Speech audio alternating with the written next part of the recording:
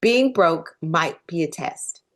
As we continue with financial literacy and getting to the root, let's delve into one scripture we repeat but may not understand fully.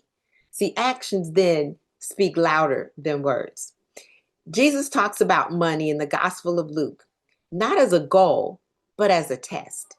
In chapter 16, he says, "Whoever can be trusted with very little can also be trusted with much." But God isn't testing your wallet, He's testing your faithfulness. How we handle our money is a direct reflection of our spiritual health. So God is really watching how you handle your money. When you see your financial struggles, not as a punishment, but as an invitation to heal old wounds, confront your fears, and get your heart right with God, everything changes.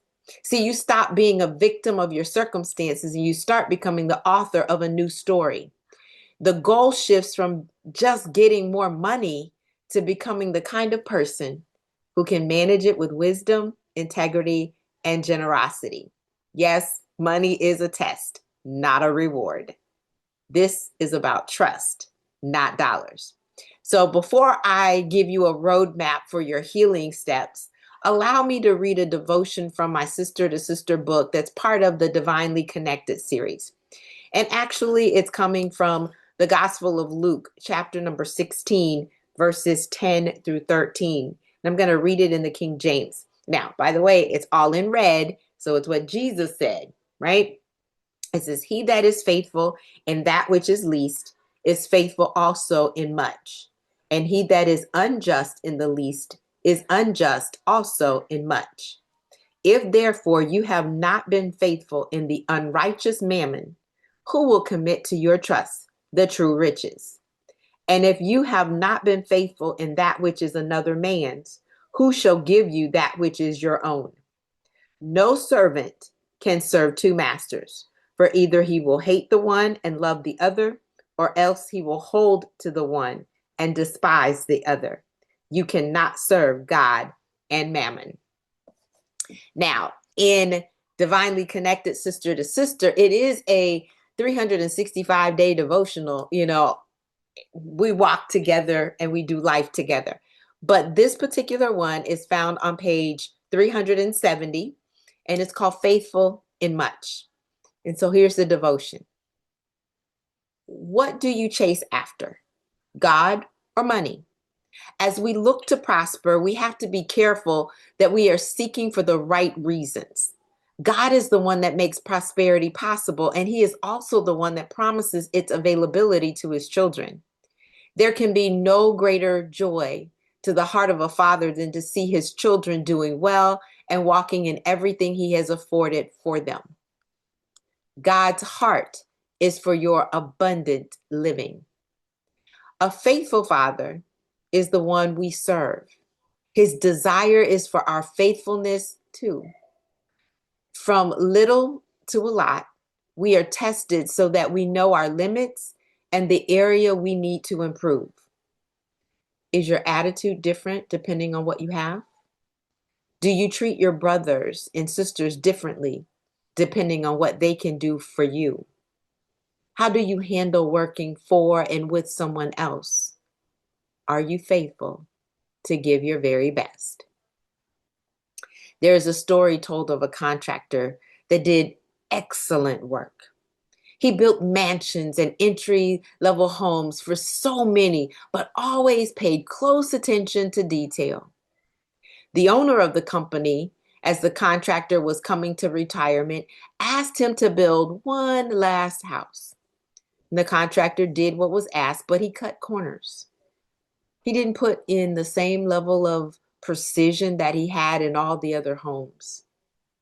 When it was finally finished, much to his surprise, the owner gave him that house. All along, the owner had planned to bless him. Because the contractor didn't give his best, what he built for himself was not at the same level of excellence. Can you imagine him living in that house? Every time he looked in that corner with that counter unlevel, he probably cringed.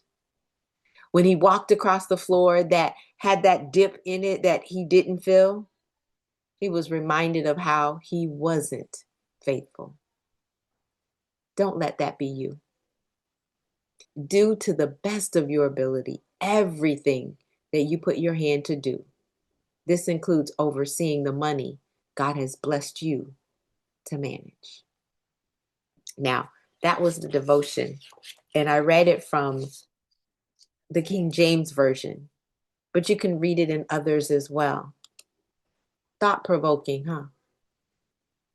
I wanted to do that to get you started. Now, that was from Sister to Sister Devotional, and I'm going to show you that. It's this book. And yes, I got a lot of things in here, but it's a heavy book. All right. So it is a devotional planner, but it's for 365 days. The entire year we do life together. I have some other devotions as well.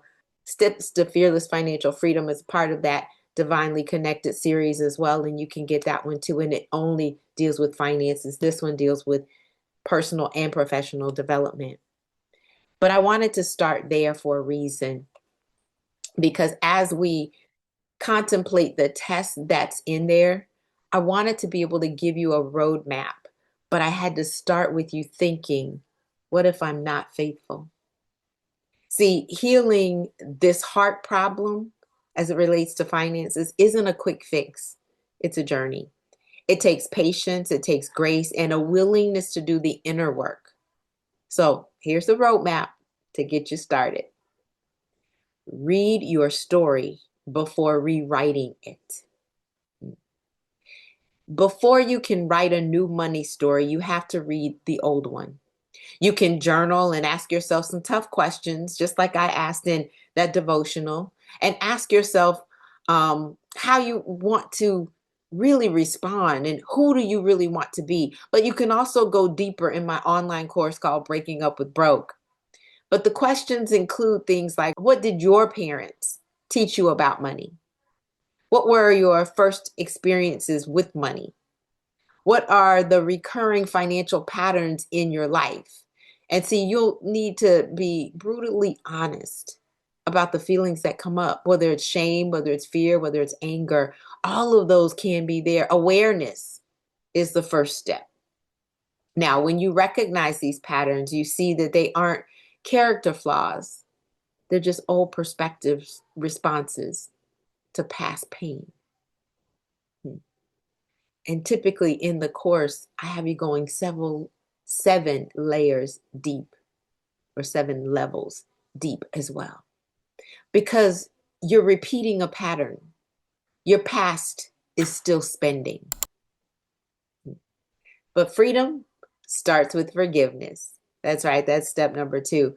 You can't build a new future while you're still chained to your past. You have to forgive yourself for every financial mistake, and we all make them. That debt, that bad investment, that time that you overspent, let the shame go. You cannot shame your way into a better future. You must love your way there with grace. So release the weight of past mistakes and believe that you are worthy of a fresh start. See, grace breaks the cycle, and you are not your mistakes. Step 3, prosperity starts in your mind. You have to break up with the belief that poverty is holy. It's not. Deuteronomy, the 8th chapter and the 18th verse says that it is God who gives us the power to create wealth. He gave it to us. So wealth isn't itself is not evil. It's the love of money over God that is the issue. See, true prosperity is wholeness and peace and having more than enough to fulfill your purpose. Start rewiring your brain to this truth. Use affirmations rooted in scripture. And when you feel fear or it comes out of nowhere, then you're going to say or declare it, if you would, God has not given me a spirit of fear, but of love, power, and a sound mind. I knew I had some Bible students, some Sunday school students in the audience. That's right. You answered, didn't you? When you feel a lack, I want you to declare, my God shall supply all my needs according to his riches in glory. And yeah, we can add in, a cattle on 1,000 hills belong to him, right?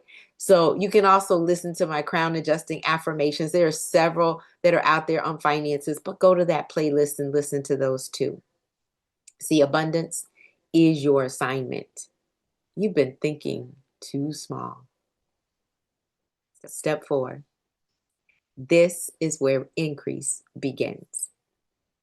Remember the principle from Luke, the 16th chapter. Be faithful with a little. See, stewardship isn't about how much you have, it's about what you do with what you've got. Honor the resources you have right now, not in the future, but right now. So create a simple spending plan, not as a restrictive cage, but as an act of worship. Give, even when it feels small. Generosity is a powerful spiritual muscle that breaks money's grip on your heart and declares that your trust is in God, not your bank account. Remember, he is Jehovah Jireh. So when you prove that you can be trusted with a little, you open the door for more. Stewardship unlocks more.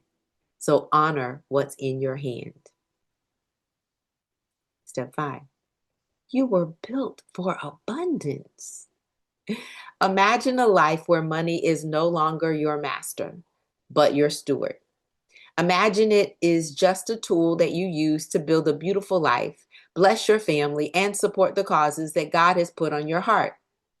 When you heal your heart problem, you don't just fix your finances, you step into a new level of peace and freedom. You're no longer driven by fear, but led by faith.